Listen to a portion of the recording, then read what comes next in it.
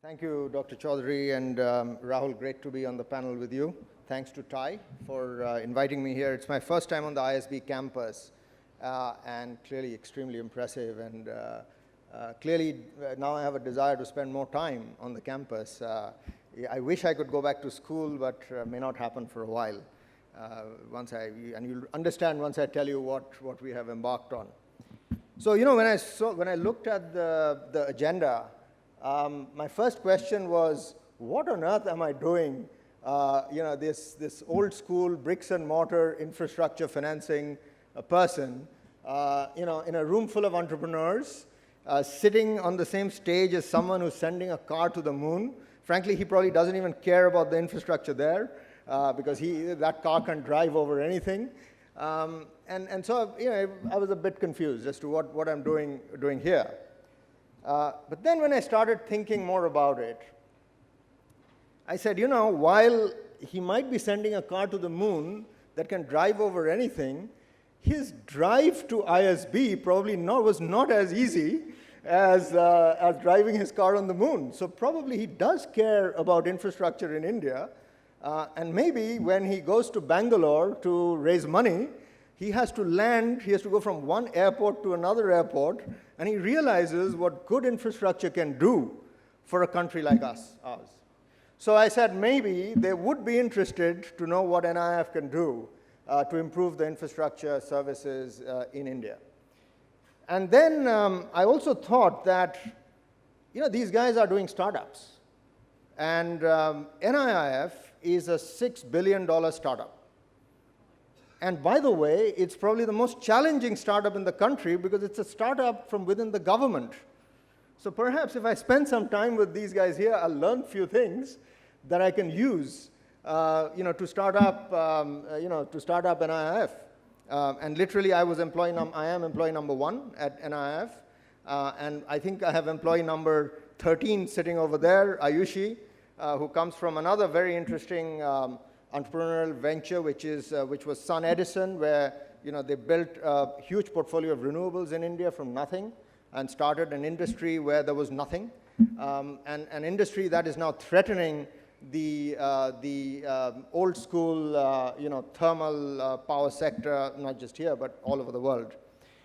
So hopefully, over time, as I get to know many of you better, we'll be able to exchange notes, and I'll learn a lot more about what you guys have been through and what we should be doing. So then the next question, I suppose, is with what all of you do, I'm sure you guys are scratching your heads and saying, what makes some of these people get passionate about something like infrastructure? And I'll tell you my story of how, and oh, by the way, I was going to say that, so again, to fit in with all of you, I did something that I very rarely do. I took off my tie. So at least, you will appreciate the fact that I am going out of my comfort zone to try to be more of an entrepreneur, even from within the government. So having said that, what is it that makes us passionate about infrastructure? So I grew up in Calcutta in the 70s. Some of my clearest memories of growing up in Calcutta in the 70s was we used to have power cuts of 10 to 12 hours a day. And I distinctly remember cramming for the board exams, studying with candlelight, and with light from these kerosene lamps, which many of you, just looking at your sort of, your age groups, my gut feel is you haven't even seen. And many of us, started wearing glasses from when we were very young because studying under those flickering lights had an impact on our health. And I still remember those days sitting with my friends and saying, someday I want to do something about this. I went to work for this company called the International Finance Corporation, which is the private sector arm of the World Bank. Because, of course, partly because, we Bengalis, for us, the ultimate place to work is the World Bank, but also because, there was a passion to do something about some of the issues we faced back home. And one of the proudest things about, at that time, working for IFC was IFC financed the privatization of Calcutta Electric Supply Corporation. And that was in the late 80s. And today, you have in CESC probably one of the strongest utilities in the country, which provides 24/7 power to its customers. And when I ask my family and my friends, and of course, good service, any good service comes at a price. We pay more now for that power, but when I ask them, you pay now more, I ask my father, you pay more now for that power than you used to pay, way more than you used to pay in the 70s, 80s. Why don't you complain?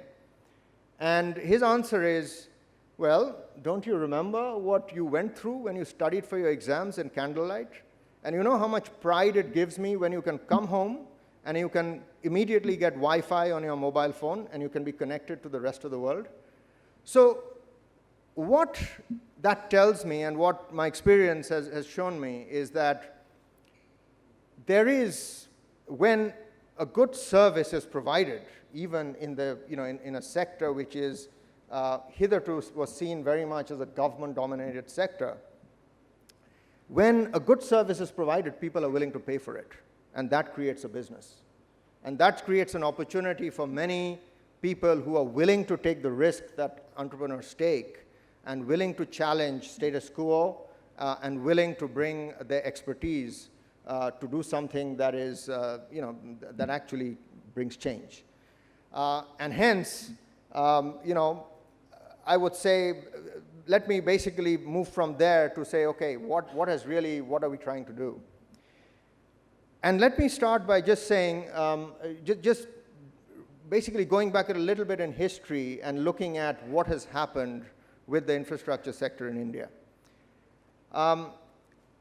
Till about the mid-90s, the infrastructure sector in India was dominated by the government. It was basically government companies, government agencies providing an infrastructure monopolies, literally. I mean, if you're driving on a road, it's a monopoly. If you're going to an airport, it's a monopoly. A train station is a monopoly. A water utility is a monopoly. A distribution company is usually a monopoly. So there was always this issue of a consumer good and a consumer benefit, which is always traded off with making sure that a monopoly, when it's providing a consumer good, is not taking advantage of its customers and its citizens. And hence, infrastructure is probably best done, not best done, but is mostly done in the concept of a public-private partnership. And the concept of a public-private partnership is where the private sector is providing actually the services. They're investing the capital, they're operating plants, operating assets, and they're providing a service to its customers. And the government is regulating that whole structure and making sure that because that asset is a monopoly asset, it's not taking advantage of its customers. And basically, at the end of the day, the whole idea is of providing a public good in an efficient manner at a fair price. And till the mid-90s, actually the PPP, public-private partnership, part of the Indian economy was not really well developed. So the government created several institutions, IDFC, ILNFS, which many of you have heard of. ICICI in those days were very much involved in playing a role with the government in setting up this PPP framework. And in that, the late 90s was a very important time for the infrastructure sector in India because a lot of the frameworks, a lot of what we call the concession agreements, a lot of the thinking behind how infrastructure was privatized in India was actually developed at that time by some of these institutions working together with the government. And the first decade of private partnership in infrastructure in India was actually pretty good. Models were created, frameworks were created, regulations were created, regulators were created, and projects were done that actually improved infrastructure service in the country and provided a good return for its investors. That was the first decade. And that was basically, let's say, from 95 to 2005. 2005, many of you will remember, was the time when the world was in a high liquidity environment. Every investment looked like a billion-dollar investment, and the whole world went berserk funding projects in what in those days was coined as the BRICS: Brazil, Russia, India, China, South Africa.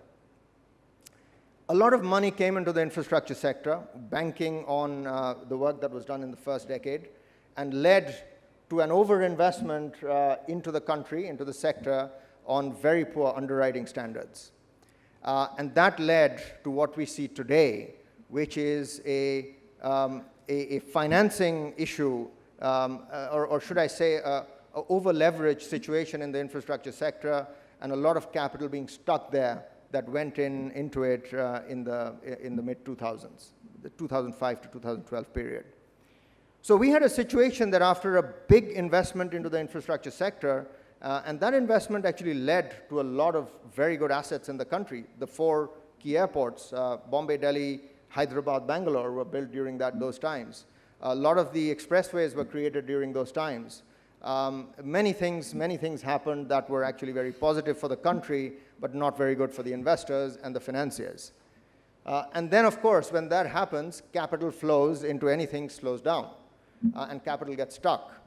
And that is what we have been seeing in the sector, I would say, starting from the early to mid decade of this decade.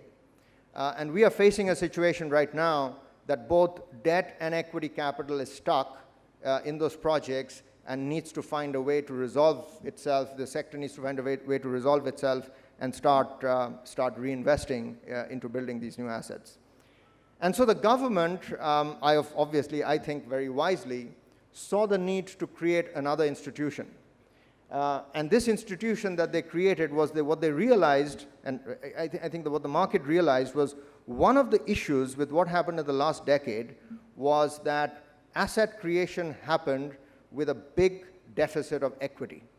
So there was a lot of leverage, but very little equity. And infrastructure sector, I've worked in probably 100 countries in the infrastructure sector, and leverage has been the one issue that has driven projects to the ground. And here again, because infrastructure is not a smooth, it's not a smooth sort of business. It has its ups and downs, so you need to have the ability to withstand those cycles. So National Investment and Infrastructure Fund was created. That's us. The idea was that the government would play the role of an anchor investor, but based on that anchor investment, would actually bring in others, including international players, at scale into NIIF to create an equity platform that could actually scale, play a very highly scaled role in the infrastructure sector. And the government actually did its bit, where it actually has invested already $3 billion equivalent, 20,000 crores. Actually, it's more than $3 billion because the currency has actually been strong. And that is actually going to be the start of NIIF. And the government has basically said that if we can continue to bring other capital into play, then they are willing to put in 20,000 crores a year into NIIF. But there's a catch, of course, and it's, in my view, this is a very good catch. What the government said was to really scale. It's not enough to just invest the government's money. What they want us to do is they want us to use the government's money as a catalytic investment and to bring capital from commercial investors, such that the government will always be 49% of the total investment made into, into our investments. And hence, we are in the process now of raising another $3 billion, roughly, which is the 51% bid. And if we are successful, hopefully we will have a show of success within the next month or two, because we've been working at this now for almost a year. Then we are off and running, and we have basically created probably the largest PPP in the emerging world with a focus on Indian infrastructure. And the idea is that we are getting probably some of the marquee investors from all around the world to come in and participate with us in this venture. So, I'll just leave it at that. We'll have more opportunity for Q&A. But I wanted to end also with another story about my father. So, you know, for a Bengali family, for someone to be working at the World Bank, he never sort of accepted that I worked for the IFC, which is the private sector arm. He always introduced me as he works for the World Bank. So for anyone working at the World Bank is, you know, at least in my Bengali family, you've achieved the ultimate, you know. And so every now and then I would come and say that, you know, I'm thinking of actually moving. He would say, are you crazy? No way. So another story of Calcutta is that in my lifetime of living in Calcutta, we have had many floods in the city. 3 times we have had flood waters come into our house. And for any of you who have lived through that experience, you know what that means. It is a life-disrupting experience like probably not many other experiences. And this time around, when I told him that, look, I'm actually moving, and I'm actually moving after living for 25 years in beautiful Washington, D.C., I'm going to move back to India, and I'm going to take on this role of at NIIF, he said, you know what? This means you could probably do something about the floods in Calcutta. So great, I fully support you. Go ahead and do it, and let's get the infrastructure of India you know, to improve, and as a result have, you know, create more happiness in the lives of its citizens. So I'll stop here. There'll be lots of opportunities for entrepreneurs and startups with this expansion of infrastructure that India is about to undertake, but we'll get more into that in the Q&A. Thank you very much.